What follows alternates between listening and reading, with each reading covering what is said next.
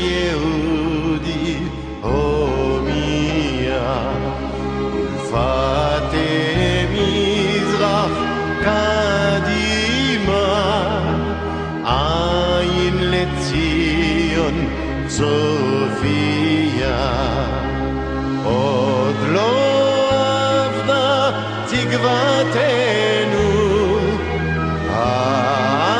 התקווה בת שנות 2000 להיות עם חופשי בארצנו ארץ ציון ירושלים להיות עם חופשי בארצנו ארץ ציון ירושלים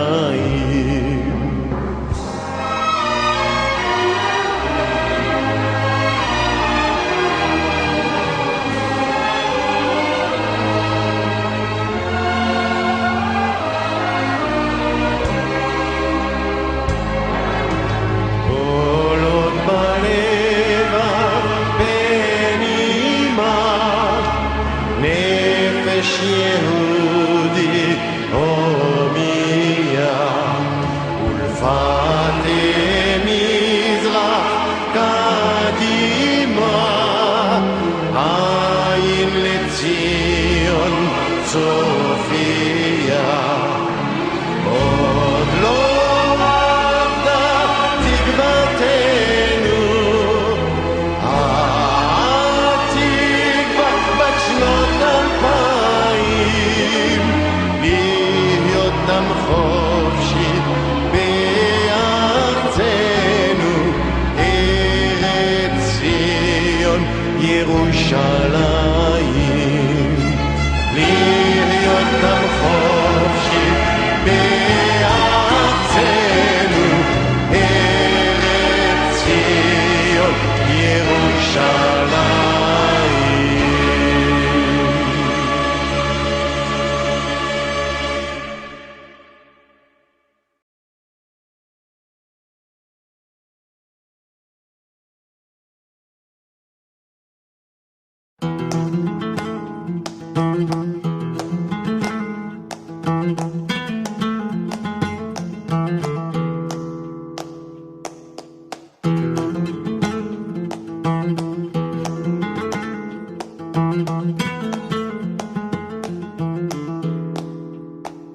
Buena semana, mos del Dios. Buena semana, mos del Dios. Buena semana, mos del Dios, alegres y sanos. Buena semana, mos del Dios, alegres y sanos.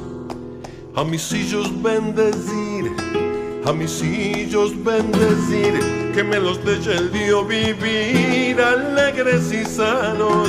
Ay, buena semana, mos del Dios, alegres y sanos.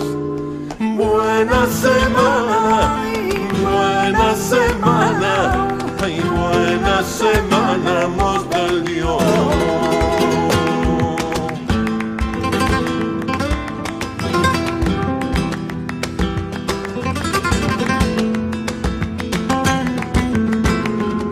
Para fadar y circuncir, para fadar y circuncir, para poner el tefelim. Buena semana, ay, buena semana, mos del Dios, alegres y sanos. A nuestros padres bien honrar, a nuestros padres bien honrar, y a los novios alegrar. Buena semana, ay, buena semana, mos del Dios, alegres y sanos. Buena semana, ay, buena semana, buena semana, mos del Dios.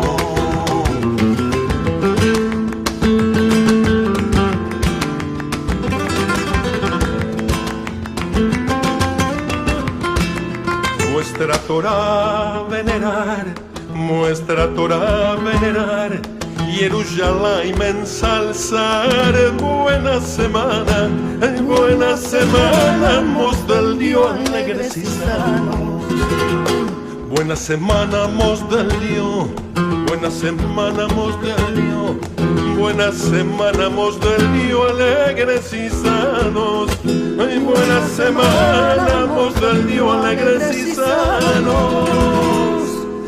Buena semana, buena semana, buena semana mos del Dios.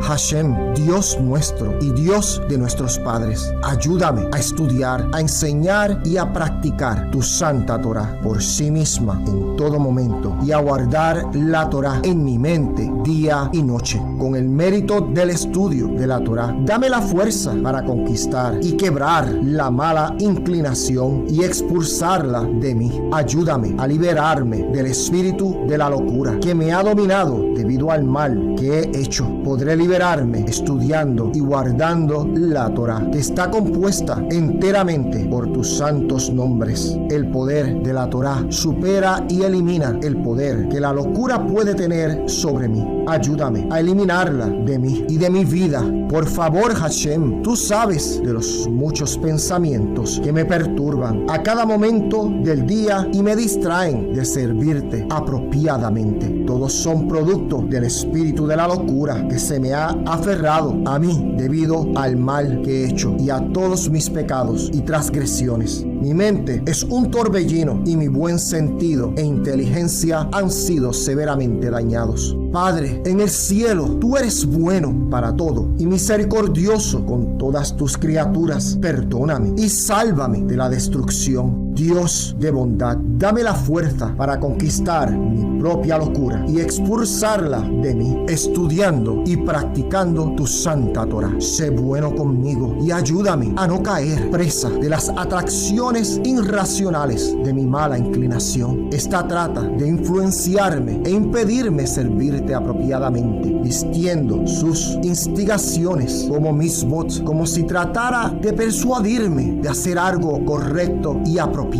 La verdad es que esas misbot en las cuales se viste son una trampa oculta, como solo tú sabes. Por favor, Hashem, ten compasión de mi pobre alma y sálvame de las instigaciones de la mala inclinación, que no tengan poder alguno para engañarme con esas distracciones. Arrojo mi carga sobre ti, Hashem, mi Dios y Dios de mis padres. Me apoyo solo en ti para que me lleves amorosamente por el sendero apropiado y recto en todo momento y en todas las cosas que haga. Que todos mis movimientos estén en completo acuerdo con tu voluntad y no dejes que me desvíe de lo que tú deseas, ni a la derecha ni a la izquierda. Tú sabes que somos carne y sangre. Es imposible para nosotros saber exactamente lo que tú deseas. Apelo a ti para que me muestres tu amor y me ayudes. No dejes que la mala inclinación tenga poder alguno para perturbar y distraer mi mente con toda clase de locuras y de cosas irracionales. Pueda apoyarme solo en ti.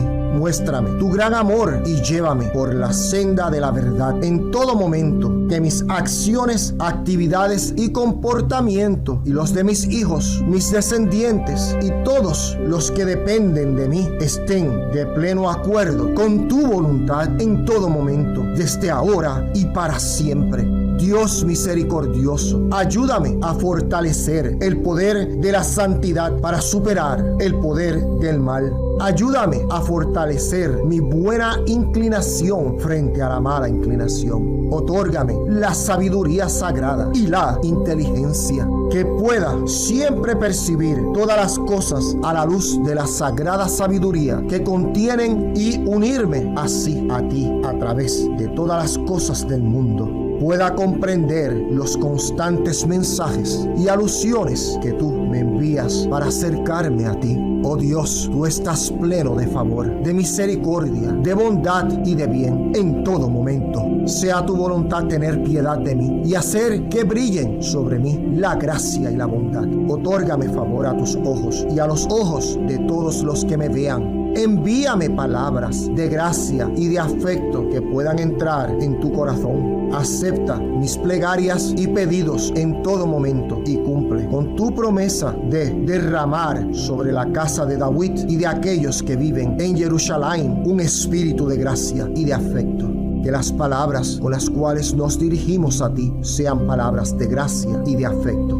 Otórgales lugar para que entren en tu corazón y que nuestras palabras despierten el favor y el placer delante de tu trono de gloria. Señor del mundo, mira nuestra pobreza, bajeza y vergüenza. La gracia y el prestigio de tu santo pueblo Israel han caído en este amargo exilio. El pueblo judío es despreciado e indignado a los ojos de las naciones del mundo y de los malvados. Toda la gracia y la importancia han caído y lo han abandonado. Ten piedad de tu grande y santa gloria exalta. Eleva y magnifica la gracia y el prestigio de Israel, material y espiritualmente. Haz caer a los idólatras y a los malvados, que no tengan gracia ni importancia ni arriba ni abajo.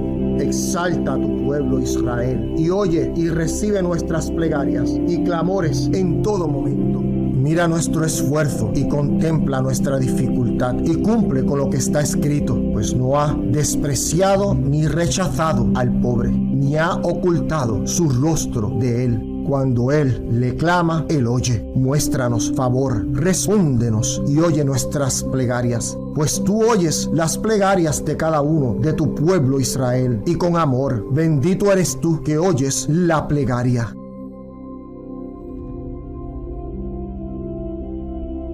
Señor de todos los amos, Padre de misericordia y perdón, te damos gracias, nuestro Elohim y el Elohim de nuestros padres, inclinándonos y arrodillándonos para que tú nos acerques más a tu Torah y a tu santa obra, y tú nos capacitas para tomar parte de los secretos de tu santa Torah. Cuán dignos somos nosotros para que nos concedas tan gran favor, que es la razón por la que imploramos delante de ti, que inducirás y absolverás todos nuestros pecados y que no debe traer separación entre tú y nosotros. Y sea tu voluntad delante de ti, Elohim y el Elohim de nuestros padres, que tu voluntad despierte y prepare nuestros corazones para amarte y reverenciarte, y que puedas escuchar nuestras declaraciones y abrir nuestro corazón cerrado a los estudios ocultos de tu Torah, y que nuestro estudio sea agradable delante de tu lugar de honor como aroma de incienso aromático, y que tú nos emanes luz de la fuente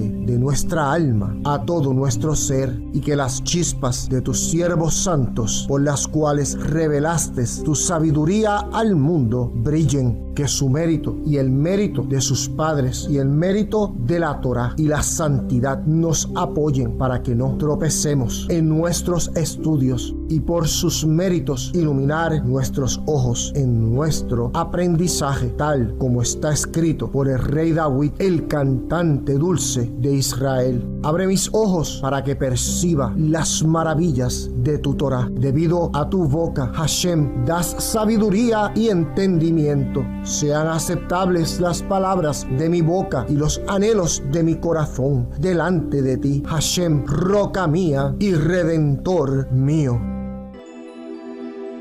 Amo del universo, que sea tu voluntad, Hashem, misericordioso y benevolente, que me otorgues el mérito, hoy y todos los días, de cuidar mi boca y mi lengua, de hablar lashon hara y rehilut, y que sea yo celoso de hablar mal de un individuo, y por supuesto no de todo el pueblo judío o una parte de él. Y aún más, que sea yo celoso de no quejarme de los caminos del santo bendito es Hakadosh Baruj Hu. Que sea yo celoso de no hablar palabras de falsedad, adulación, conflicto, enojo, arrogancia, daño, vergüenza, burla y toda forma prohibida de hablar. Otórgame el mérito de hablar solamente lo que sea necesario para mi bienestar espiritual y físico, y que todos mis hechos y palabras sean en nombre del cielo.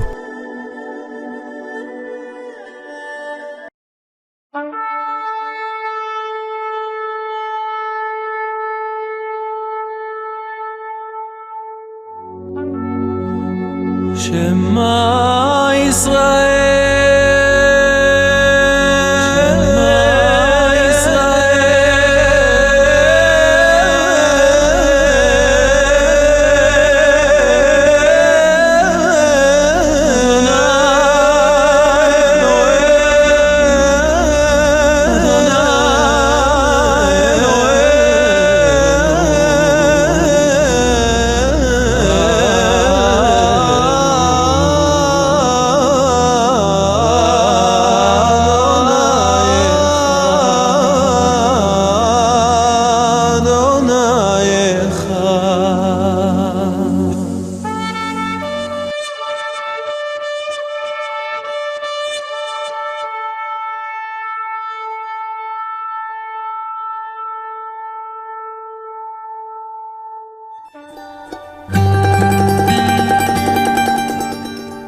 יברכך אדוני וישמרך,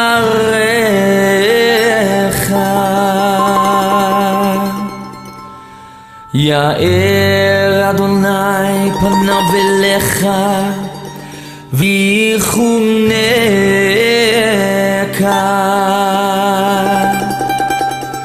יישא אדוני פניו אליך וישם לך, וישם לך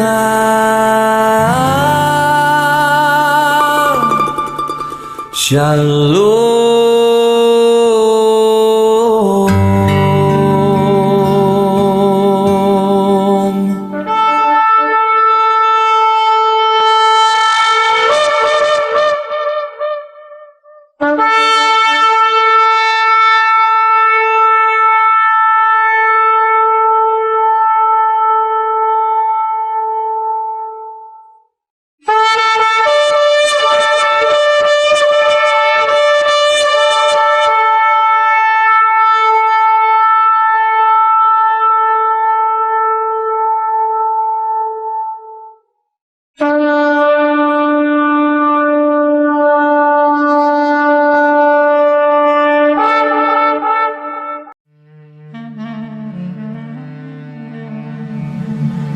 אשרי העם שככה לו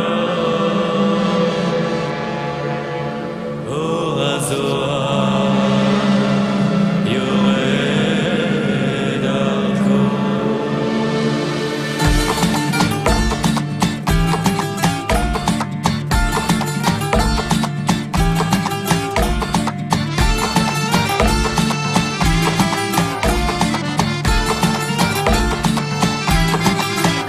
אשרי הנער שהשכיל לשמוע בקול רב, בקול רבו. אשרי הנער שהשכיל לשמוע בקול רב, בקול רבו. אשרי העם שככה לו, אור הזוהר יורד דרכו. אשרי העם שככה לו, אור הזוהר יורד דרכו.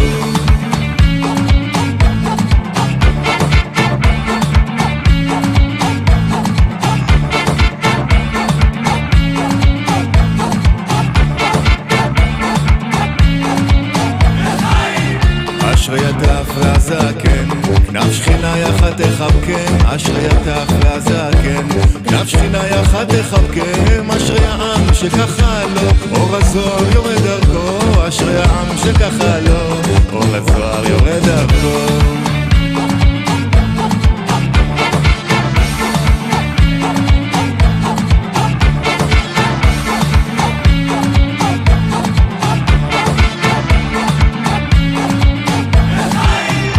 אשרי בת מלך שזכתה לשלום בית ושלווה. אשרי בת מלך שזכתה לשלום בית ושלווה. אשרי העם שככה לו, אור הזוהר יורד דרכו. אשרי העם שככה לו, אור הזוהר יורד דרכו.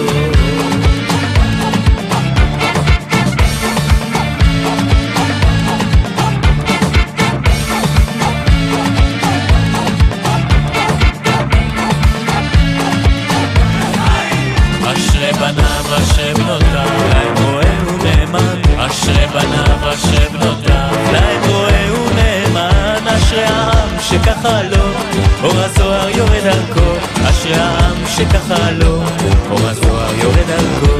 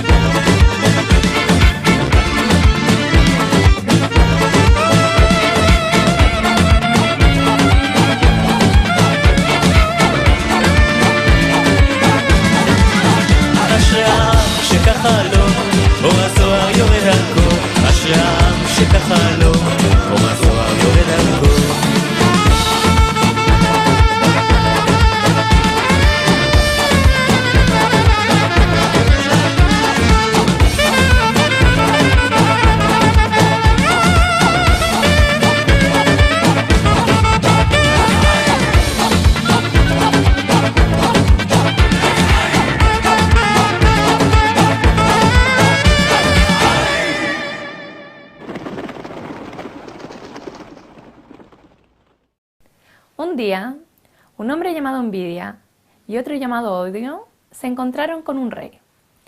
El rey les dijo: les tengo una excelente noticia. Cada uno puede pedir un deseo y les prometo que se los voy a cumplir. Pueden pedir lo que ustedes quieran. La cara de estas dos personas se iluminó con una gran sonrisa. Eso sí, el rey les puso una sola regla. Les dijo: cualquier cosa que uno de ustedes pida, le voy a dar el doble al otro. Cuando escucharon que el rey dijo eso, desapareció la sonrisa que tenían en sus rostros. El rey les dijo: ya es momento de pedir. ¿Quién quiere pedir primero? Pero ninguno de ellos quiso. Pensaban: prefiero no tener nada a que el otro tenga el doble. El rey les advirtió que ya se estaba acabando el tiempo. Entonces la envidia levantó la mano y dijo: yo voy a pedir. El odio no podía creer que la envidia se había rendido y que iba a obtener el doble de lo que él pidió. Entonces la envidia comenzó a hablar y dijo: yo quiero pedir que me saquen un ojo. La envidia es uno de los sentimientos más dañinos que existen en las relaciones humanas. Y uno de los efectos más fuertes que tiene es que elimina la tranquilidad de tu vida, ya que provoca que estés constantemente enfocado en lo que el resto tiene en vez de lo que tú tienes. Cuando sentimos envidia pensamos: eso que tiene esa persona lo debería tener yo. A mí me quedaría mucho mejor. O yo ocuparía ese dinero de una mejor forma. O sea, creemos que lo que tiene el otro me debería pertenecer a mí. La envidia se basa en la comparación. Y esto puede llegar a tal punto que prefieres no tener algo si eso implica que el otro tampoco lo va a tener. La Torá dice que la envidia saca a la persona de este mundo. Es decir, Dios puede decidir sacar a una persona de este mundo por sentir envidia. ¿Y por qué es así? Porque Dios no crea dobles. Él crea una versión de cada persona. Y si tú estás fijándote en lo que tiene el otro y queriendo tener su vida en vez de vivir la tuya, entonces, ¿qué motivación tiene Dios para seguir dándote vida? La vida no se puede dar por hecho. La vida se gana día a día y se gana con apreciación de lo que tú tienes y no de lo que el otro tiene. Mientras envidiemos a los demás, nunca vamos a poder enfocarnos en todas las herramientas que Dios nos dio para cumplir nuestra misión única. Y si tú no la cumples, nadie más la va a cumplir. Pongamos atención en lo que sí tenemos y dejemos de vivir la vida de los demás.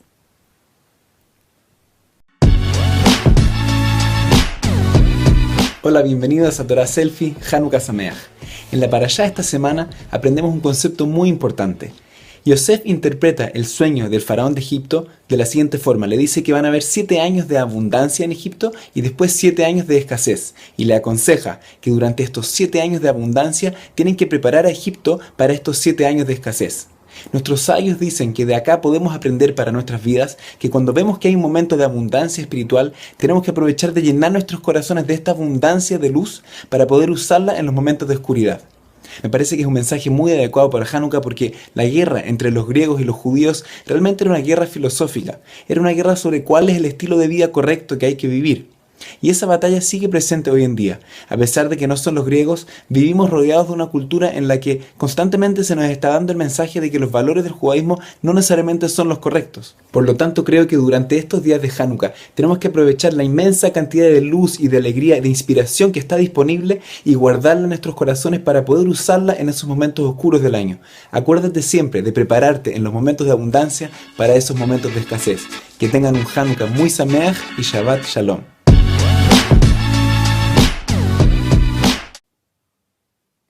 Seguramente más de una vez te ha pasado que te duele algo y no sabes muy bien qué hacer ni qué medicamento tomar.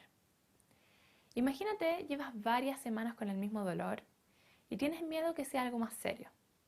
Vas donde un amigo para pedirle que te recomiende un buen doctor, pero él te responde, ¿un doctor? ¿Qué saben ellos? No porque estudiaron 7 años medicina más 5 años de especialidad, van a saber más que tú. Lo que tienes lo puedes averiguar tú mismo.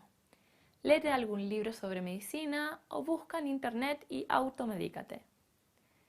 Lo más probable es que después de esto nunca más le vas a pedir consejos a este amigo.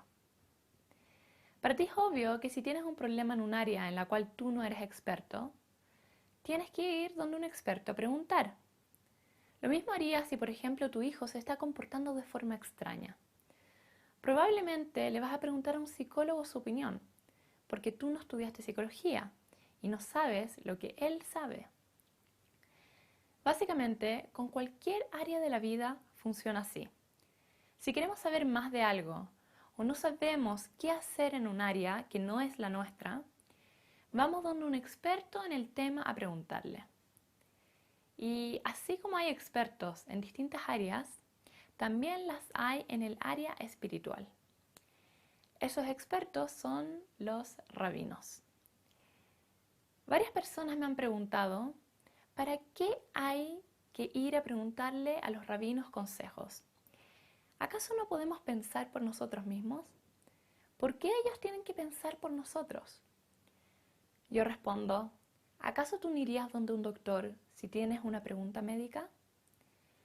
Ir a pedirle a un rabino un consejo espiritual no implica que él va a tomar una decisión por ti. Él solo te va a decir lo que dice la Torá respecto a lo que estás preguntando. Y después tú vas a ver qué haces con esa respuesta. Los rabinos han estudiado años, incluso más que los médicos, para poder entender los mundos espirituales. Y la salud espiritual hay que tratarla en forma igual de seria que la salud física. Tenemos que ser responsables. Tenemos que ir a preguntarles a los expertos. Dejemos nuestro ego de lado y entendamos que siempre van a haber personas que saben más que nosotros. Aprovechémoslos. Ellos nos quieren ayudar. Nuestra dieta GPS, vamos a hacer una idea en relación a self. Y Freud estaría muy orgulloso de que digamos esta idea porque vamos a darnos cuenta que es una de las ideas más conocidas del psicoanálisis, pero a su vez es una de las ideas que más tenemos que saber para nuestra propia vida. Y es justamente una cuestión en relación a self, a entender cómo nuestro inconsciente nos juega chueco y a veces nos hace ver la realidad y ver las cosas con sensibilidad como nuestra alma las tiene que ver. En esta porción de la semana vemos que es cuando Yosef se enfrenta a sus hermanos. Después de 22 años, después de mucho tiempo, los ve. Ahora, lo que es increíble es de que se da cuenta la Torá que Yosef los reconoce perfectamente, pero ellos no lo reconocen a él. Ahora, esto es muy extraño, porque uno puede pensar superficial, bueno, es que tuvo más canas, tiene barba, etc. Pero los rabinos explican que la cara de Yosef era idéntica a la de Jacob. Y no nada más eso. Cuando los trae al palacio, los sienta perfectamente de acorde a las mamás. Y hay muchos momentos donde Yosef les hace ver que los conoce perfecto. ¿Por qué no lo vieron? Acá nos enseña la Torah que hay un mecanismo profundo que el inconsciente usa para no sentir dolor, que se llama negación. Es no ver la realidad cuando el verla implicaría un extremo dolor. Dicen los sabios, el que los hermanos de Yosef tuvieran la conciencia de darse cuenta que era su hermano y que los sueños se cumplieron y que todo lo que ellos pensaban no se dio, hubiese sido un momento de extremo dolor, vergüenza y emociones muy grandes, que eso hacía que haya disonancia cognitiva en no ver la realidad a quien tenían enfrente. Y lo que nos enseña esto es el poder tan profundo de cuánto la mente, para evitar el dolor, la vergüenza, etc., es capaz de disfrazar la realidad a la conveniencia de uno.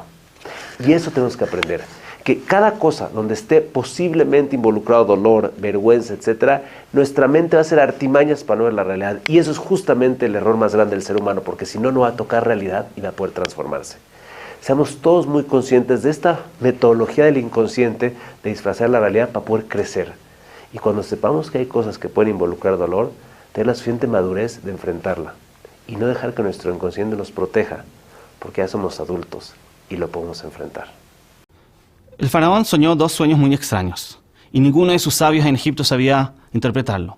Solo Yosef llegó e interpretó los sueños y le dice al faraón: se acercan a Egipto 7 años de mucha abundancia, va a haber una cosecha muy grande, pero después van a haber 7 años de una sequía absoluta y un hambre muy grande.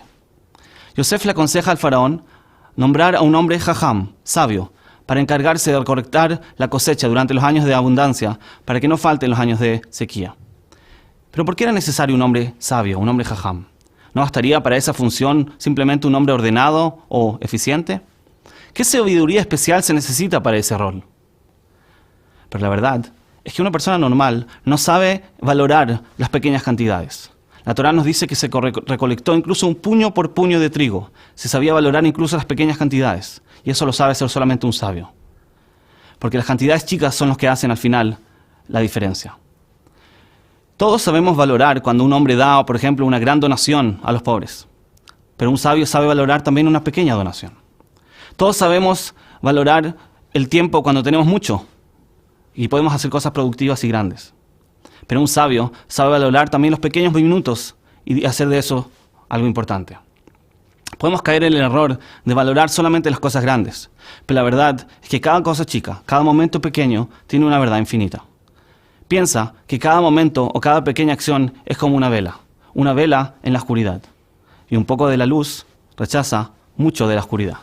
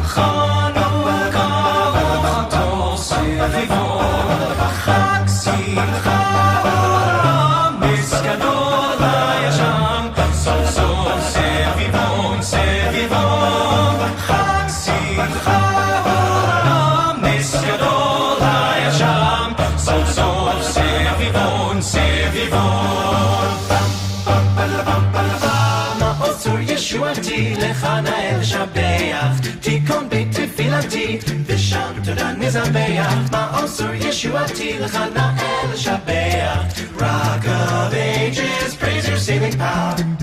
Furious, they assailed, but your armor veiled us. And your word broke the sword when our own strength failed us. Yes, your word broke the sword when our own strength failed us. Rock of ages, let our song praise your saving power. Lord God,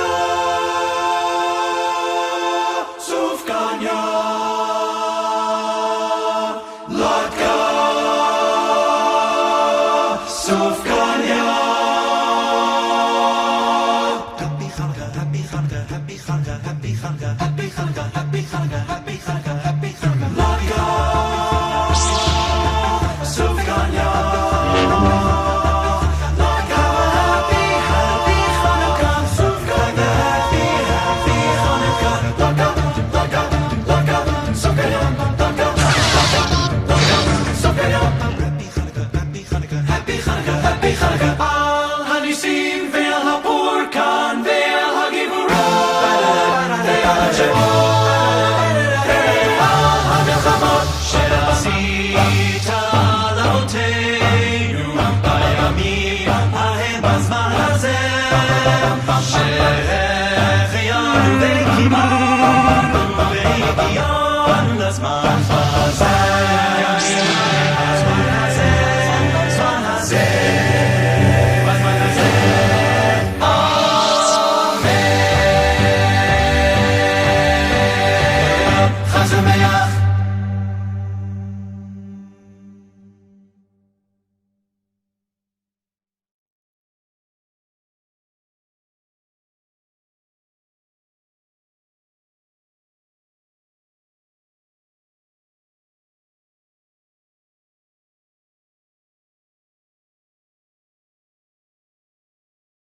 Welcome everyone, Parshat Shua Shiur, Yerushalayim HaKodesh, brought to you by Be There Israel and Or Chadash, live streaming.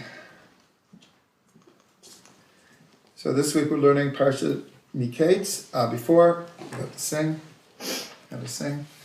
So tomorrow night is Hanukkah. Gewalt, Hanukkah. So this is a nigun for Ma'od Sur from Michael Shapiro. Lives in Scottsdale, Arizona. Very, very beautiful nigun.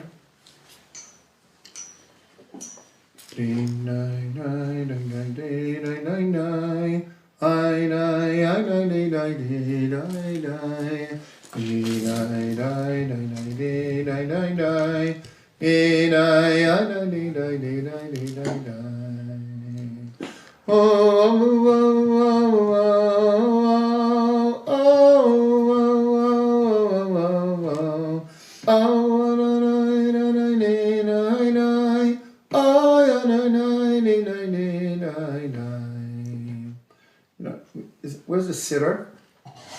Maybe I'll sing the words. Where's the sitter? Where? This gray? These? Yeah. Oh, they have Hanukkah in the back. Is this just those are for festivals?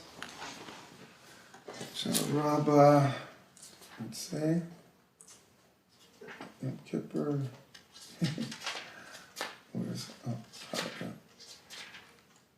Okay, I won't sing all the words, but it's much better with the words. Ma'od Sur Yeshuati Lechana Elishabeach Tikon Beit Tefilati V'sham Toda Nizabeach Li'etach in Matbeach Mitzar Amanabeach Az Egmar B'shir Mizmor Chanukah HaMizbeach B'yagon Kochi Ki Kala B'shibud Malchut Egla. Sorry. Rotzava Nafshi B'yagon Kochi Kala Chayai mararu bekoshi b'shibud malchut egla. U'miyado agedola hotzi et hasegula. Chel paro v'chol zaro yardu ke'even mitzula. Devir kadsho heviani v'gam sham lo shakatati ubano geis v'hig lani kizarim avadati. Me'yein ra'al masachti kimat she'avarti. Kates Bavel Zerubbabel Lekate Shivim no Shati. I'm skipping. Yevanim nikbetzu alai azai bimei chashmanim ufartzu chomot migdalai v'timu kol hashemanim. Umano atar kankanim nasenes la shoshanim b'nei bina yemei shmona kaboshir urenanim. Di-di-dai-dai-dai-dai di-dai-dai-dai-dai-dai-dai-dai-dai-dai-dai-dai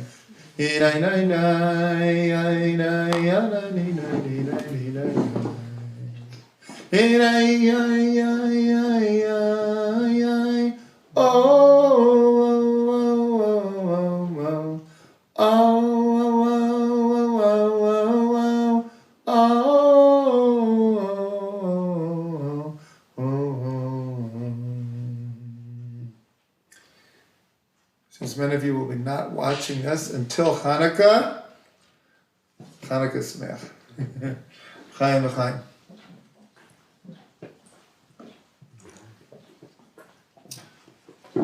Okay, tonight we're learning Parshat Kates.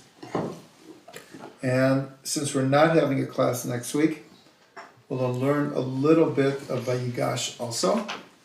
And of course, we have to tie it into Hanukkah. So we'll start with the first pasuk, Mem Aleph, chapter 41, verse 1. So the previous parsha ends. Yosef has interpreted the dreams of the butler and the baker. Exactly what he said would happen, happened.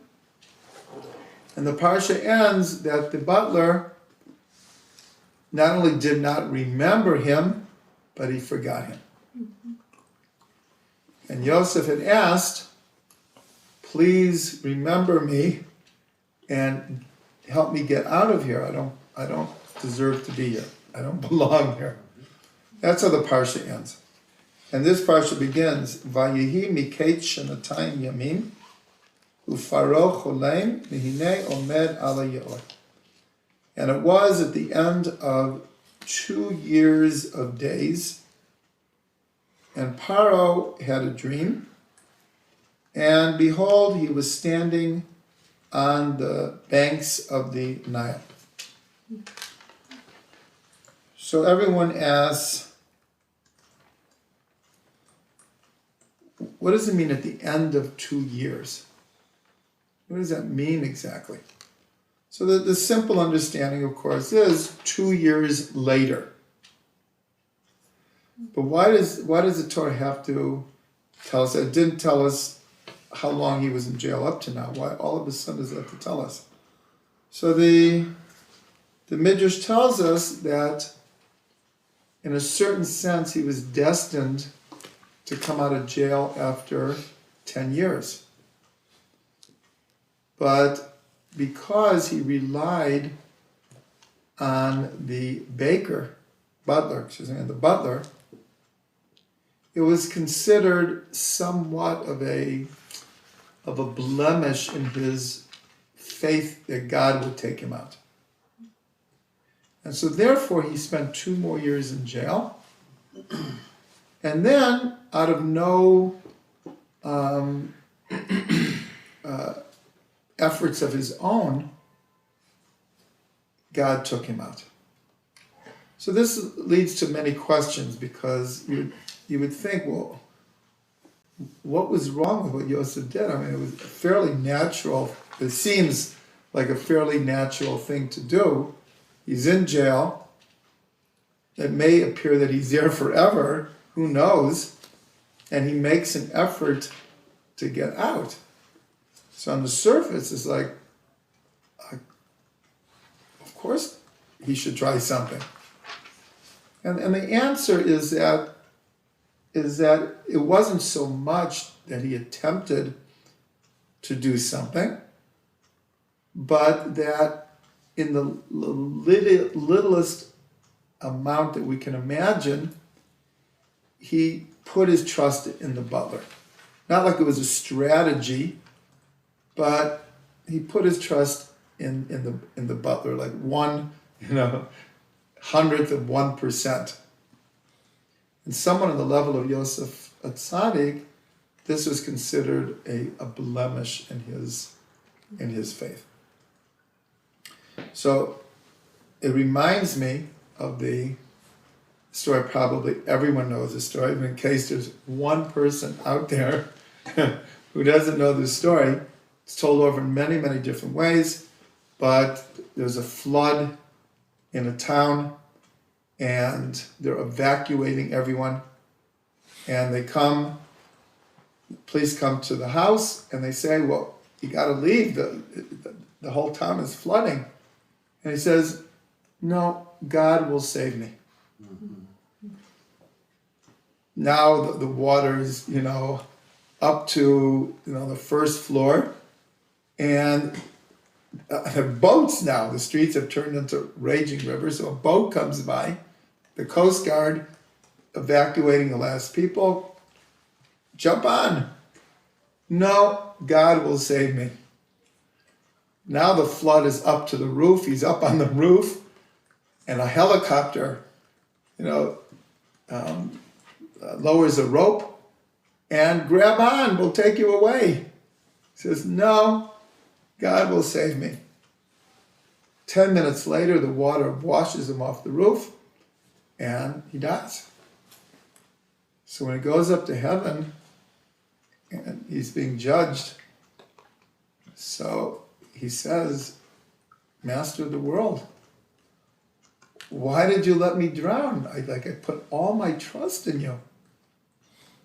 And God said, I sent the police.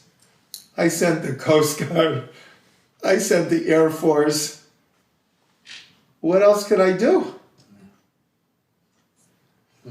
So if you take that story, so God arranges it that the butler and the baker of dreams, and the butler is going to be restored to Paro.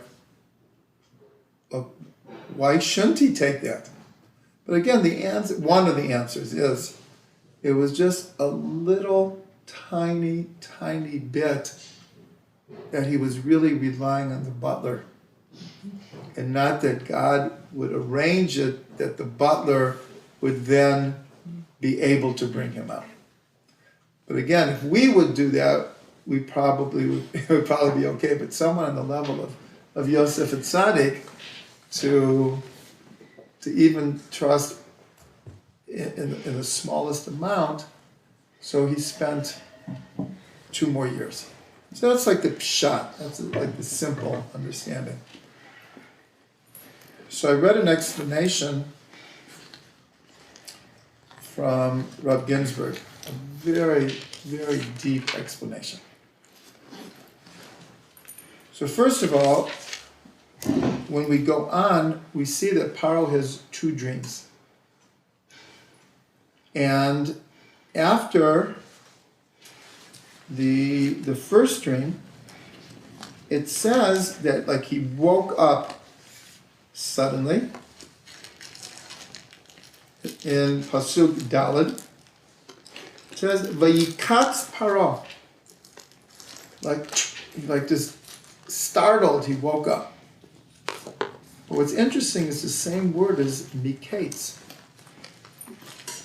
Right? He woke up suddenly is the same root as the name of the parsha, and it was at the end of.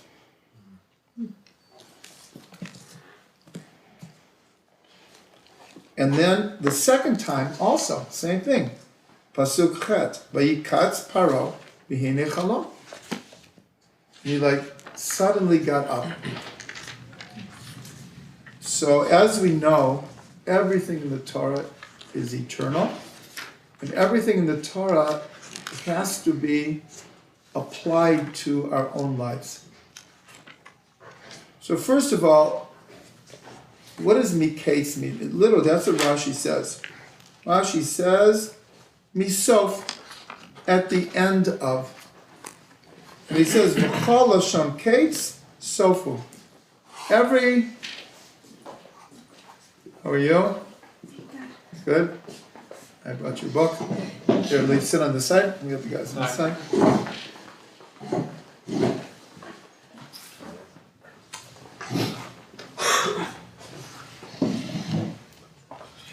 So that's what Rashi says, that any language of Kates means end. So here it means the end of 2 years. So Rav Ginsburg gives over really an awesome Torah, because we're going to connect it now to Hanukkah. Because there's a verse in Eov that says, Kates Sam L'choshech. God has appointed an end time to darkness. Kates Sam L'choshech. The same word, Kates, the end. So this verse is always applied to Hanukkah. Why? Especially this year. Doesn't always turn out this year, but Hanukkah begins tomorrow night, which is the 20, which is, well, it actually begins on the 20th, but the day of the first day of Hanukkah is the 21st of December, which is the winter solstice, which means literally the seasons begin to change from the shortest nights and the longest days until June 21st, when it will be the longest day and the shortest night. So literally this year, it's Kates Sam L'choshech. There's an appointed time where Choshech, darkness, can't continue to spread. It will recede. So this is always applied to Hanukkah. Like I said, this year it's even astronomically, it works perfectly. Hanukkah always comes right around the solstice. But this year, the first day is literally on the solstice. So this parsha always comes out around Hanukkah also. So here there's a very deep connection where it says it was at the end of 2 years, and the idea that there is an end of darkness and there's an end of exile. That was the whole thing of the war with the Maccabees, because the Choshech, the darkness, had spread to the point that a majority of the Jews had adopted Greek ways. The Maccabees were actually a minority. This is a part of the story that not everyone knows. And in today's parlance, they would be called politically incorrect. They took a very politically incorrect stance and drew a line. Mattathiyahu literally drew a line and said, everyone who's for God, follow me. He drew a line in the sand and said, Kates Sam l'choshech. The darkness ends here. We must fight back. We must fight back. So this parsha is always connected to Hanukkah. And the key here is the word kates. Now, it turns out that this word also is very, very important in relationship to Pesach. Why? Because kates is gematria 190. And in the Haggadah, so it mentions that when we reached the end, God took us out of Egypt.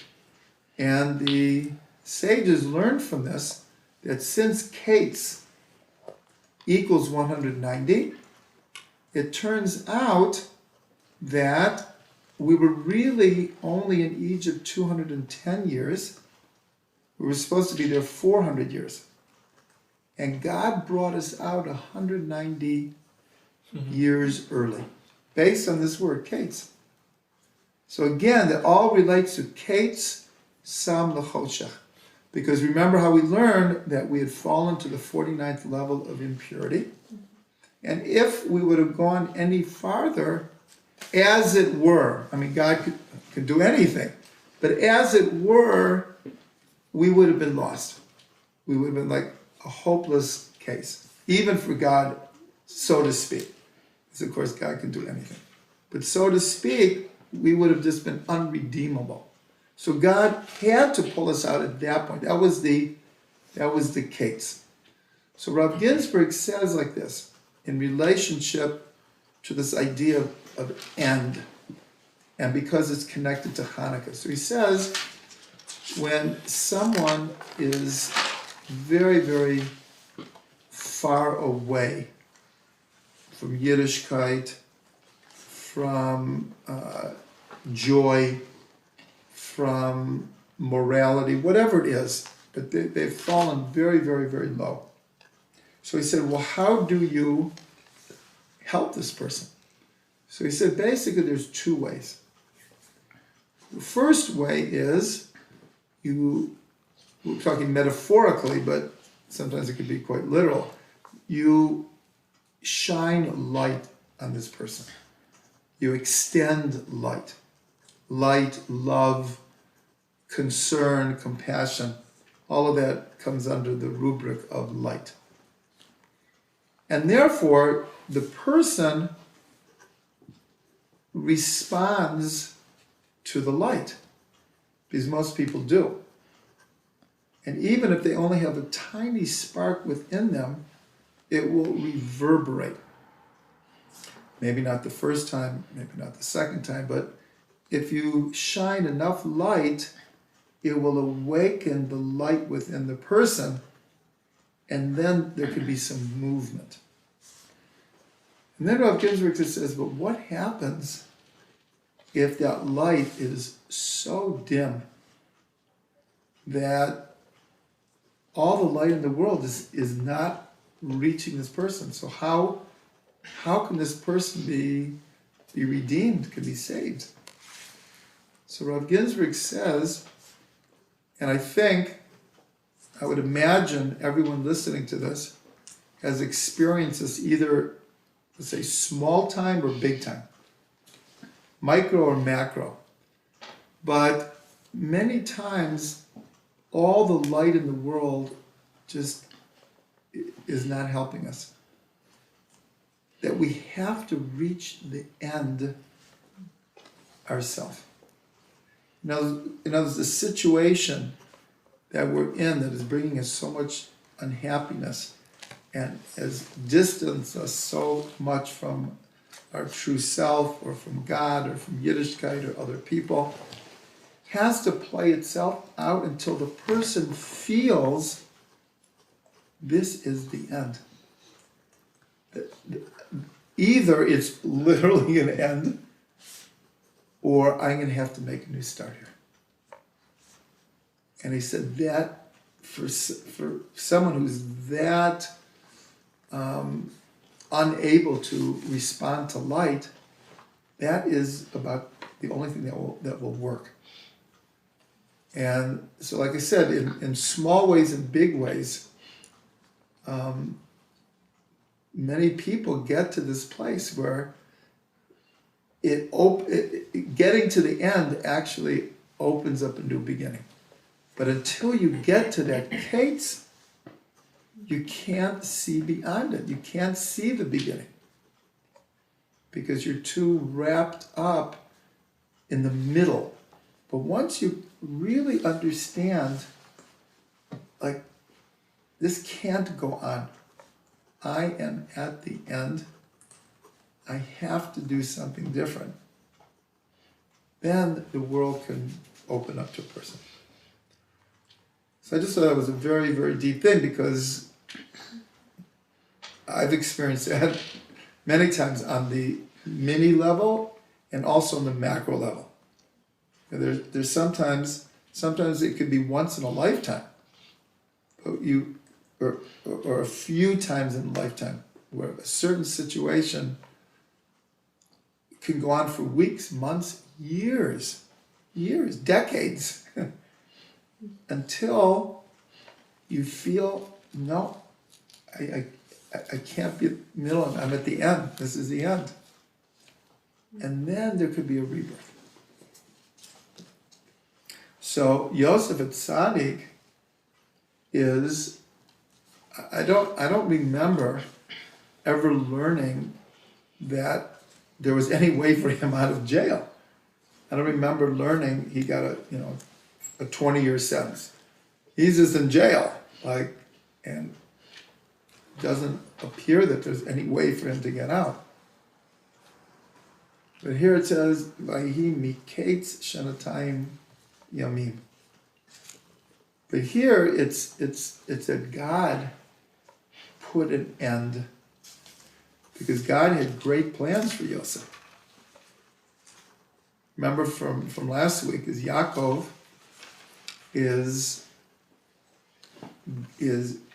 guarding his dream that all his brothers are going to bow down to him, and even when he thinks he's not living anymore, he's still like something's not right here, and that's one of the reasons that he couldn't be consoled. He couldn't be consoled because deep down inside, he didn't really believe it. He just it can't be. It can't be. So that's a very, very deep connection to Hanukkah also. Because we've learned a million times the importance of the idea that Hanukkah comes at the darkest time of the year. That's when we're lighting the candles. So it has so many different meanings, but here we're applying it very, very clearly to here, because Yosef is brought out of jail, and I don't know the time, an hour later, 2 hours later, he's like the second most powerful person in the world in a matter of an hour or 2 hours. It's like,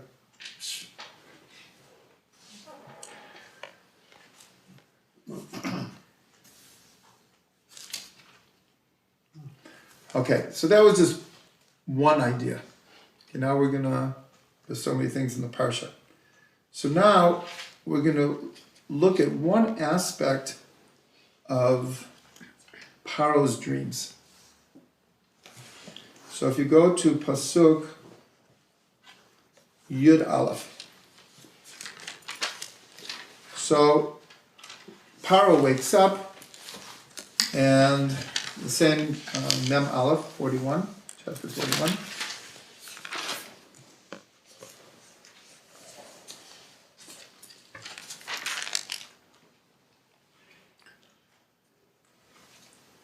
So Paro's had 2 dreams. He wakes up, he's very disturbed because all of the wise men of Egypt tells him the dream. The text says no one could interpret the dream. But we're told in the Midrash that they did interpret his dream, but he didn't like any of the interpretations. So it sounds like, he's kind of fickle. Like, no, I don't like that one, I don't like that one. But it's much deeper than that, because there's an idea that many times when we have a significant dream, we're given the interpretation also within the dream state. But when we wake up, we remember the dream, but not the interpretation. So when Paro heard these interpretations, it says, no, that's not it. Because deep down in his unconscious, when he would hear the right interpretation, he would say, oh yeah, that's it. Because intuitively he would know that it's right. So that's why when Yosef says what he does, so Paro was like, yeah, that's it. Right? That's it. But we have a very significant thing here, because the butler, now he steps forward. Right? 2 years later, he steps forward, and he says to Paro, remember when you sent me to jail, and I and the butler had a dream on the same night, and there was a young man there, and he interpreted the dreams. But the way that the language is, and he says it twice here, in 2 different verses, he says that he interpreted the dream according to the interpretation, and so it was. And from this, the Gemara learns in Masechet Brachot that a dream goes according to the interpretation. Now, this is, in a sense, counterintuitive. Because if you mean, well, whatever I say a dream means, that's what it means, and that's the full significance of dreams, then, like, you're missing something. The Gemara actually says that the interpretation has to be in the realm of possibility for the symbols in the dream. In other words, you can't just come up with any interpretation and say, well, that's what the dream means. But it's not. It's more than that. What the Torah is saying, what the Gemara is saying, is that the dream plays itself out according to the interpretation. It's much more than I'll interpret it the way I want to interpret it. What it means is, according to the way you interpret a dream, that's how it will manifest itself. And in a sense, it's counterintuitive. Because then we're saying that, well, dreams really have no meaning. It's only what significance you put to them. And that is not entirely true. So it's an enigmatic statement that a dream goes according to the interpretation. So what do we mean by it? What do we mean by this? So we see in Jewish thought many different ideas that fit into this very, very, very well. One of them is Gam zu l'tova. This is also for the good. What just happened? Chas v'shalom. Some terrible thing just happened. And a person says, Gam zu l'tova. Like, I don't understand this, but it must be for the good. This is also for the good.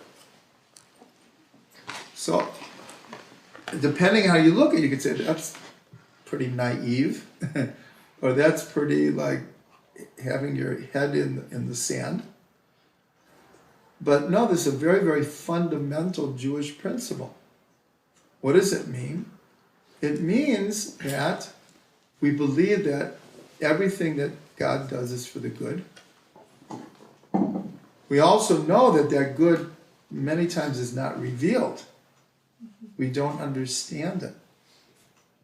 And the face of it looks just the opposite. But we have this core belief, Gam Zula Tova, this will also be revealed to be for the good. Now this is something we can sometimes understand and sometimes not understand. But I think everyone's had those experiences where something unpleasant or negative or bad happens to us, and we're really upset, and then a minute later, an hour later, a week later, a year later, it becomes clear to us this was really for the good. This really was for the good. It's not like I'm putting this spin on it and I'm faking it out. This really was for the good. I didn't see it. It didn't feel like that. But it was for the good. So in other words, this idea, a dream goes according to its interpretation. Well, that applies to life as well. Life goes according to our interpretation of the dream, of our reality. Two people could be going through the same, more or less, reality, and one will be totally bummed out, depressed, and the other person will let it roll off their back. You can have two people standing next to each other at the kotel, and one is having the deepest prayer they've ever had in their whole life, and the person next to them is like, what's the big deal? These are just stones. Like, look, what's the big deal? It all depends on how we're relating to reality. One of the most stark examples is at a funeral, when literally in front of the coffin, the body, we do what's called Siduk Din. We justify the judgment. Now that's sometimes difficult. If someone dies at an old age and they've lived a good life, it's much easier to do. But what happens, chas v'shalom? Chas v'shalom, we should never know. But someone dies in an accident, unexpected, or just has a heart attack and just, right? And at the funeral, we say all these verses saying God is just, God knows best. There's no crookedness in God's judgment. That's like stark. That's stark. But that's a basic Jewish belief. That if we can't feel it at the moment, but we still say it, and we try to believe it until it does become clear to us. So there are two places in the whole story with Yosef and his brothers that we can see this very clearly. So if you jump ahead in the art scroll, it's on page 236. It's chapter 42. Chaf Aleph, right at the top of the page. Okay, so here we're jumping ahead in the story, but everyone knows where we just left off. Yosef interprets the dreams of Paro. Paro makes him in charge, and the 7 years of plenty have gone by, and they've done what Yosef said. They've stored up 20% of the grain, and now there's a famine everywhere, and people are flocking to Egypt to get food, including his brothers. They come down, and the Torah says they don't recognize Yosef, but he recognizes them. And he also recognizes that this is the fulfillment of his dream. They say, bow down to him. Literally, they literally bowed down to him. And then he realizes this is the fulfillment of the dream. It went according to his interpretation. So he accuses them of being spies, and they tell the whole story. You know, we're all from one family, and we have a younger brother who's back in Eretz Canaan with our father. And he said, okay, I'll take one of you as a guarantee. Bring down your young brother and I'll know if you're telling the truth. So they're like, they can't believe this is happening. And then they say the following. They say, V'yomru ish al achiv, aval ashemim anachnu al achinu, asher ra'inu tsarat nafsho, b'hit chanano aleinu, v'lo shemanu. Al ken ba'a aleinu at sarazo. So they said, one to the other, we are to blame. Us and our brothers, that we saw the sorrow of his soul, meaning Yosef, sorrow of his soul, when he pleaded to us, and we didn't listen. Therefore, this terrible occurrence is coming upon us. So, first of all, this is obviously a great stirring of tshuva here. But when you really think about it, this is an amazing thing. This is 22 years later. This is 22 years after they sold Yosef. And this thing has happened to them. They thought they were going to come get some bread, and now Shimon is being held in jail, and now they have to go back and tell their father. But they connect the dots. Because they could have interpreted it different. They could have said, like, who is this guy? Like, why did he do this to us? We don't deserve this. Like, what's going on here? But instead, their initial reaction is, this is happening because of what we did to Yosef. So in other words, this is an example of an interpretation of reality. Something is happening to them, and they're interpreting it as a direct cause and effect of what they did 22 years before.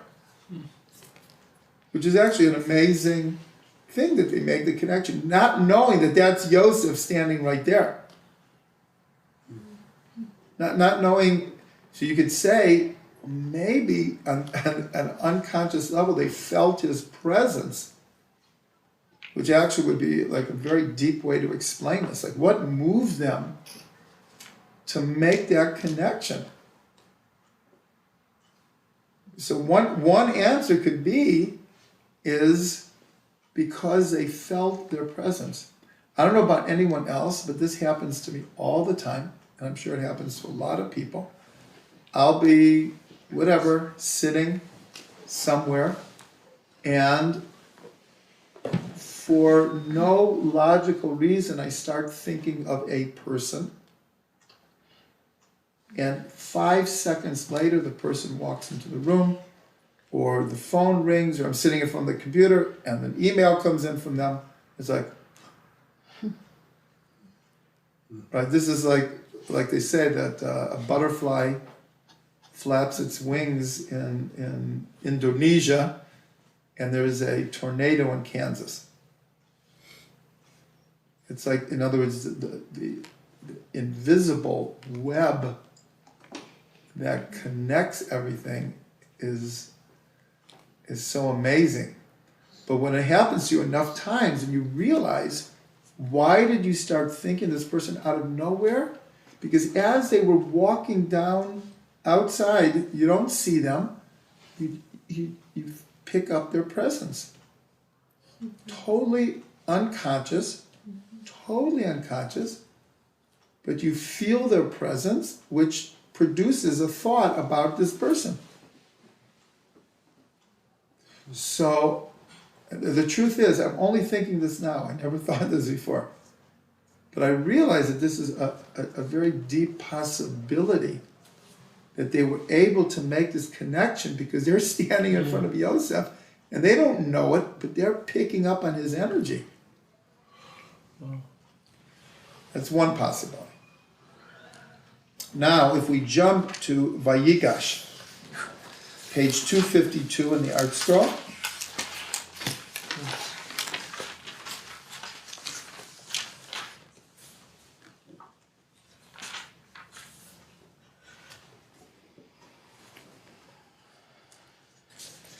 So Yosef, we're jumping ahead. Yosef has just revealed himself to his brothers. And they're like in shock.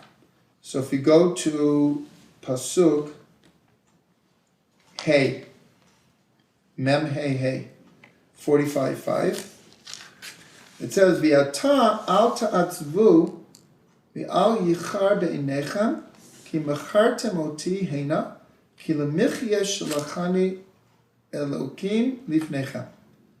So he says to them, they're not able to talk to him right now. They're in like total shock. And he says, and now, don't be sad and don't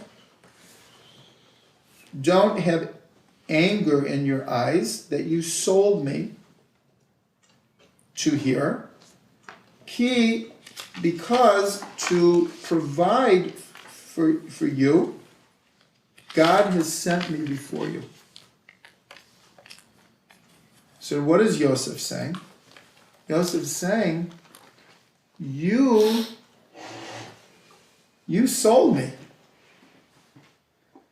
But on a different plane, on a different level of reality, God sent me before you to provide for you. And then later in Vayechi, Yosef says it a second time, but almost stronger.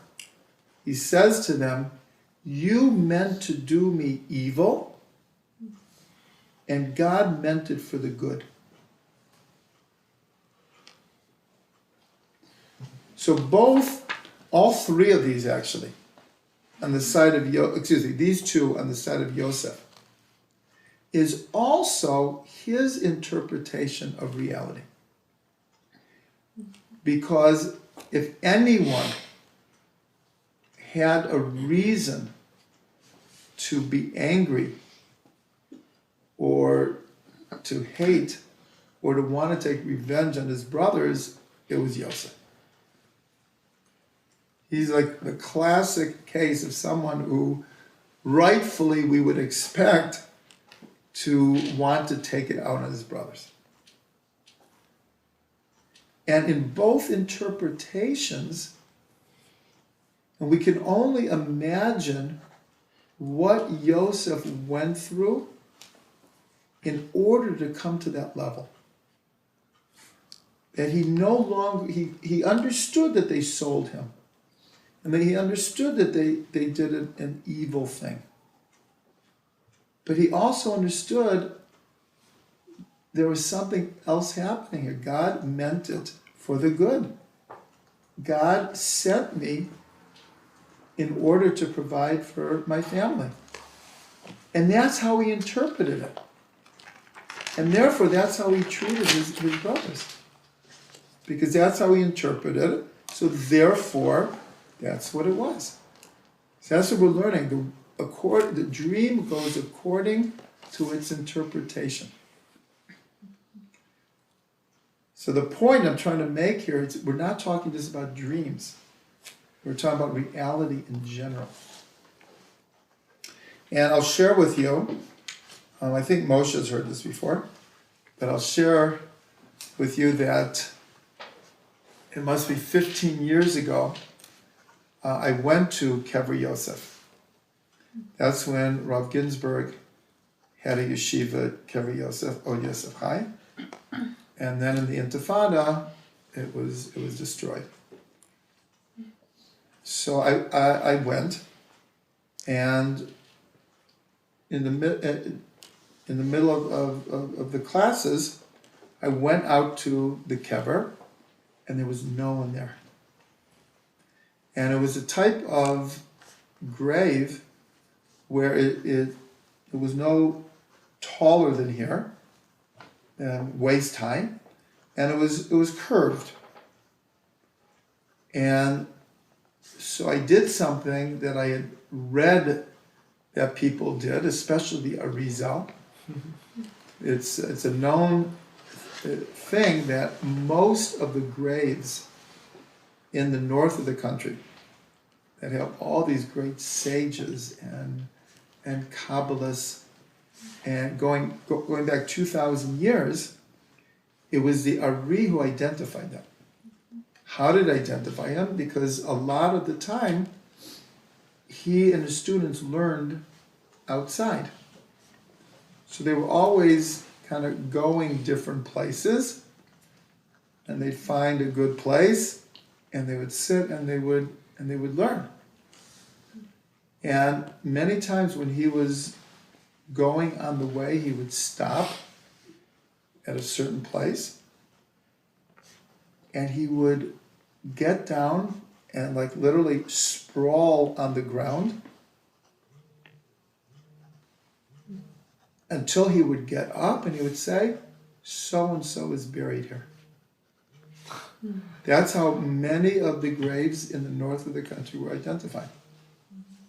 Some of them have been, from traditions all the ways back, all like Rabbi Shimon Bar Yochai, all the ways back, unbroken chain. But many of them were identified by the Ari.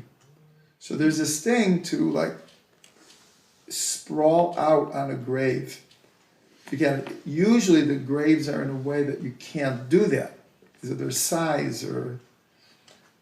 So anyway, so I was in there alone, and so I literally sprawled myself totally on Kever Yosef's grave, and just like tried to be like a sponge. I just tried like open my ear and like, Yosef and Tzaddik, like talk to me, like tell me something. And I was there for quite a while, and like, no one was there. And at one point, the thought that came to me, like very, very, very strongly, was that why was Yosef called Yosef at Tzaddik? As we mentioned, he's like the one person who has this name attached to him. Yosef at Tzaddik. The answer that's usually given is because of his ability to withstand the temptation of the wife of Potiphar. His tzaddik has to do with the sphere of Yesod, and Yesod has to do with sexuality. And because he was able to pass this test, he gets the name Yosef at Tzaddik. But when I was lying in the grave, what came to me, what I received was, why is he called Yosef at Tzaddik? Because he was able to control, not just control, to get over any anger or any desire for revenge, and to love his brothers and to bring the whole family together. That's why he's called Yosef at Tzaddik. So I remember it was like a revelation. And so I went and I told Rav Ginsburg, and he says, like, yeah, that's correct. And then later I heard Reb Shlomo say it also. No, it wasn't my chiddush. It wasn't like I thought of this, but that's what I heard. That's what I received. That the name Tzaddik is even more this ability to overcome anger. Reb Shlomo used to teach about this all the time. It's one of his constant themes, how we have to overcome anger. Because it's such a natural feeling, it's a natural tendency to, and we're talking about, from little things to big things. But these flashes of anger, and even when they last a long time and with different people, so Rav Shlomo was always saying, like, you have to get over anger. To be a truly spiritual person, you have to get past anger.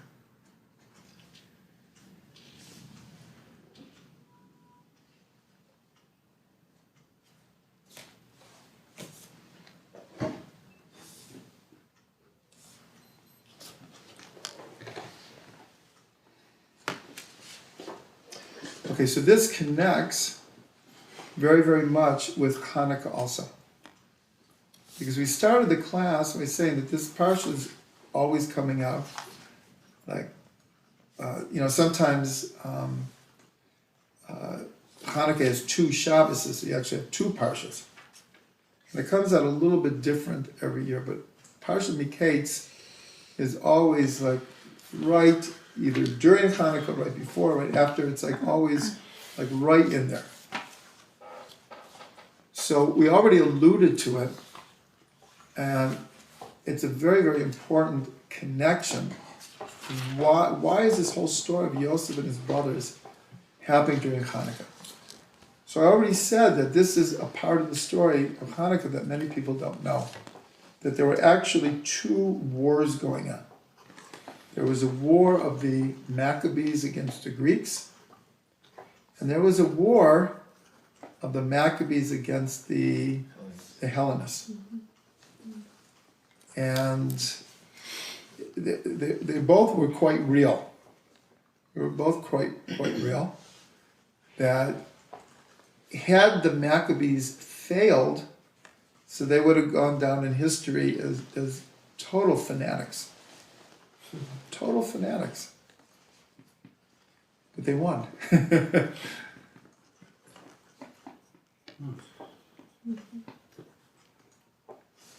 So it's important to understand that, because it just puts things in perspective. The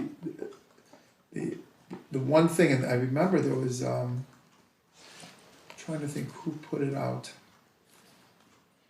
I wonder if you just Google it. It was this great video, maybe 12, 15 minutes. It was shot, I believe, near the Moshav, because the Moshav is Maccabee country. Is the whole story of Hanukkah comes in that area. And they kind of told the whole story of this war of the Maccabees and the Hellenists through one family, of a Hellenist family who have a son, and the wife is still somewhat traditional, and she wants her son to have a bris, and the father, who now speaks and dresses and everything like a Greek, does not want. And so this whole video is very, very powerful, because it's known that at a certain point, when the Maccabees got stronger, they were forcibly giving Brit Milah to all the boys. They would go into villages, and they would give all the boys, whether the families liked it or not. Yeah, they were very, very, very, very strong. They were very, very strong. When they won, so then the tide turned. Many people who would become Hellenists kind of reverted back. But it was a long process. Many people also don't know that the war with the Greeks lasted for 25 years. And the story of Hanukkah happens in the third year. In other words, from the day that Mattatyahu drew a line in the sand until they retook the temple was 3 years. But that was really only the beginning of the war. People don't know this. Remember, there were 5 brothers. At the end of the 25 years, only 1 remained. Four of the 5 died in different battles, including Yehuda Maccabee, died in different battles. And it was only after 25 years that the Romans were starting to become a power. And so Shimon was the last of the brothers, he played off the Romans against the Greeks, and he maneuvered for autonomy in between them, and he got it. But during that 25 years, this battle between Jew and Jew continued. Most of the time it wasn't a physical battle, unless the Hellenists literally were fighting with the Greeks, but it was a cultural battle. So when you think about it, the connection here is we're reading this right during the whole story of Yosef and his brothers. And then by next week, there's the reconciliation. But last week and this week, we have a family divided. We have a fractured family, and we know that this family is Am Yisrael. This is an archetype. And that's why the question that we've addressed many times is, like, for many, many people, when they read many of the stories in the Torah, it's like, what is this doing in a holy book? People selling their brother? Brother killing brother? Incest? War? Like, what kind of a holy book is this? Bestseller. It's a bestseller. I remember telling you that maybe it's 4 or 5 years now, on one of our many trips to the States. I spent a lot of times at airports and airport bookstores. And there was a Time magazine, and the cover story was about the Bible. So I opened it up, and I'll never forget this. It was like, this is absolutely true. The first paragraph of this article is exactly said. It starts like war, rape, incest, murder, more words like that, right? A whole list of words saying, no wonder it's the best-selling book in all of history. That's how this article begins. But still, the idea is like, one would think that God would not want to show the dirty laundry of Am Yisrael in front of everyone. Brother selling brother. But the Torah is reality. And this story is the story of Am Yisrael. It's not just a family. And it's a story that plays itself out in every generation. We know all too well how this story fits into the complex makeup of the Jewish people today, the state of Israel. The same energies are still here, dealing with the same conflicts, same predicaments. That's why it's in the Torah, because it's reality. But the hope is next week there's a reconciliation. After doing like the worst thing you could possibly do to your brother, sell him as a slave. The one who's sold as a slave engineers a reconciliation. So that is messianic. So I mentioned because it's next week's parsha. We're not having a class. I wanted to mention a little bit about that because what's called it's parshat Vayigash, where Yehuda approaches Yosef, and in all the Hasidic Sfarim, it's treated as the archetypal meeting of two levels, the Baal Tshuva and the Tzaddik. Yehuda is the Baal Tshuva and Yosef is the Tzaddik. And Mashiach ben Yosef and Mashiach ben David. It's considered an archetypal meeting. That's why every word, like there's nuances and deep understandings. But the connection with Hanukkah is that Hanukkah is very, very messianic. It's a very, very messianic holiday. And we know this is a very beautiful, very, very beautiful thing, is at the end of next week's Parsha, so Yaakov and the whole family come down, and in next week's Parsha, and then in Vayechi, they're given the land of Goshen. And with this, we'll end the class. They're given the land of Goshen, and sometimes it's called Goshna, and sometimes Goshen.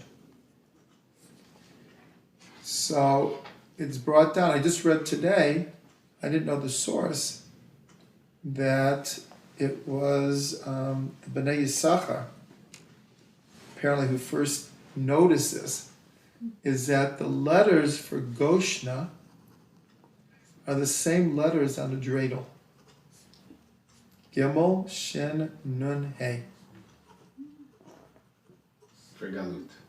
For Galut. For Galut. Is Goshna. And Goshna equals Mashiach in Gematria. Equals Mashiach. And so the whole idea of, when we talk about Mashiach fighting the final wars, rebuilding Yerushalayim, rebuilding the temple, so it's very connected to Hanukkah. Brother and brother being reconciled. So we will end the class with the bracha that Am Yisrael today should be like Yosef and his brothers, that with all whatever tension, whatever disagreements, whatever different interpretations of reality, that there's a reconciliation. That Am Yisrael is brought together, and when we're brought together, that only then can really the light shine. Or Chadash al Tzion Ta'ir. But it's very, very connected. That's the connection between the light of Hanukkah and this story here. Because again, when Hanukkah was happening, it was brother against brother. But by the end, at the end of the 25-year war with the Greeks, we had autonomy again. And there was a reconciliation. So we should hope that it can happen again, and that the light, there's an Or Chadash, Al Tzion Ta'ir, a new light shines from Zion and shines to the whole world. Amen.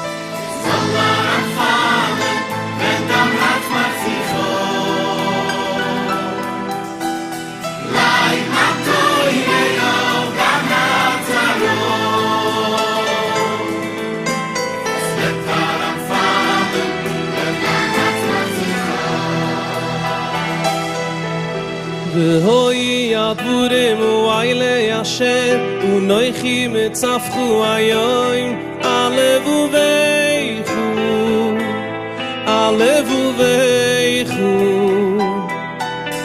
והוי הדבורים ואילי אשר ונויכי מצפחו היום הלב ובייכו הלב ובייכו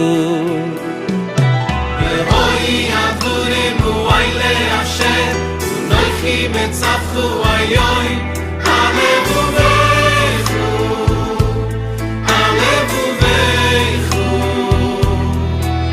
והוי הדבורים ואילי אשר ומלכי מצפחו היום הלב ובייכו הלב ובייכו אוי והוי הדבורים ואילי אשר ומלכי מצפחו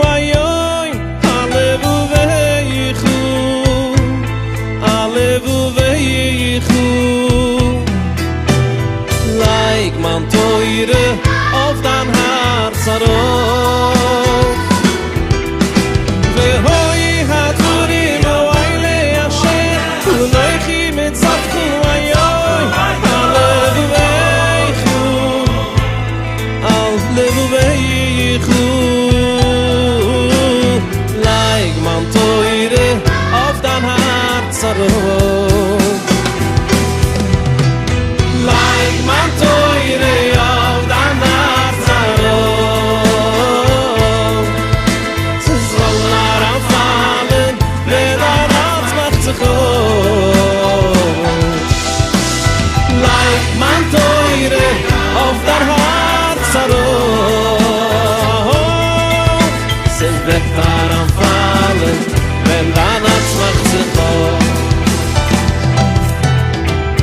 Hoy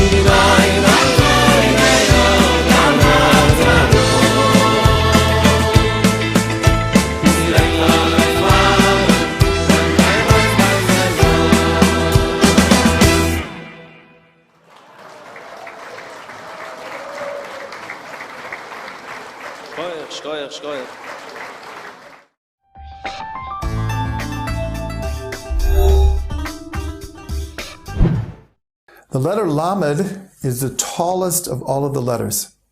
It is the only letter that, as it were, goes above the line. And thus, the sages coined the expression that the Lamed was like a tower soaring in the air. The letter Lamed has to do with aspiration of the heart. The word heart begins with a Lamed. And the Lamed has to do with what the heart longs for. The heart longs to rise up, especially the spiritual heart, to rise up and elevate oneself and connect to the higher worlds and to connect to God. An expression of the aspiration of the heart of the Lamed is the word for prayer in Hebrew is tefillah, which has a Lamed in it. Tefillah, prayer, is in a sense, one of the most ultimate expressions of the heart to draw close to God, to aspire to go higher, to go deeper. And one of the most joyous of prayers is called Hallel. Hallel is a special series of praises of God that we only sing on holidays. And the word Hallel has two lameds in it. And that's because Hallel is this incredible, joyful expression of our gratitude and love of God. The letter Lamed means to learn and to teach.